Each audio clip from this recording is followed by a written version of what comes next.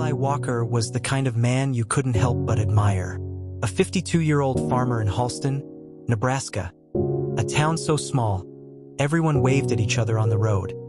Eli was steady, kind, and always willing to lend a hand.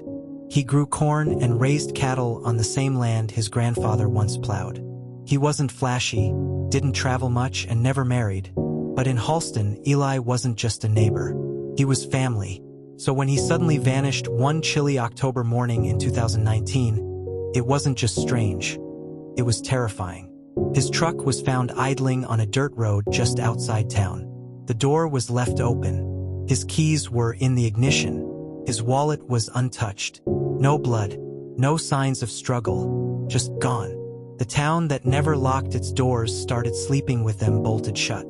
At first, investigators suspected a random act of violence. Maybe a robbery, maybe a stranger passing through. But as the sheriff's department combed through Eli's home and belongings, cracks in his seemingly simple life began to appear. A sealed envelope labeled "In case something happens" was found hidden in his barn. Days earlier, Eli had withdrawn $15,000 in cash, an unusual move for a man who barely carried $20 in his wallet. And then came a shocking revelation. Eli was having an affair with Grace Monahan, the wife of one of the most respected men in Halston. They had kept their relationship quiet for nearly a year. Grace, stuck in a cold and controlling marriage, found comfort in Eli. He, in turn, offered her something she hadn't felt in years: safety. But small towns keep secrets poorly, and someone had found out. Sheriff Tom Delgado, who had known Eli since they were kids, launched an extensive search. Locals formed search parties. Drones flew over cornfields. Divers checked nearby ponds.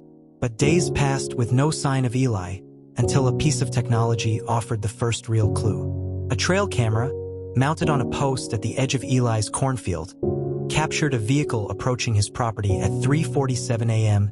the night he vanished. 3 hours later, it drove off. The vehicle? A dark green Dodge Ram, matching one owned by Grace's husband, Richard Monahan. When confronted, Richard denied everything. But under growing pressure, and after investigators found inconsistencies in his alibi, he changed his story. He claimed he went to confront Eli after discovering the affair. According to Richard, a fight broke out. Eli fell, hit his head on a metal axle in the barn, and died instantly. In a panic, Richard said, he wrapped Eli in a tarp, drove 10 miles out of town, and buried him on his cousin's farmland. Richard Monahan had a motive born of pride and possession. A prominent church deacon, local businessman, and family man, at least in appearance, he built his reputation on control and image. Discovering his wife's affair with Eli threatened all of that. The love letters between Eli and Grace, found hidden in Grace's Bible, were the final straw. Richard wasn't just betrayed, he was exposed. Rather than face humiliation or scandal, he took matters into his own hands. What he called an accident, the court saw as rage-fueled violence.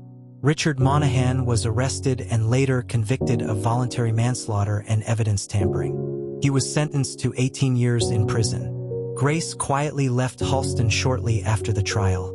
Her home was sold, her name rarely spoken.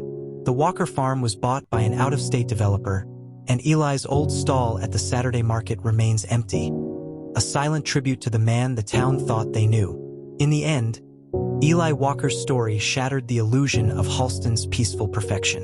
It reminded everyone that even in the smallest towns, even in the most familiar faces, darkness can hide in plain sight, and that sometimes the real mystery isn't who did it, but how well we ever truly knew them at all.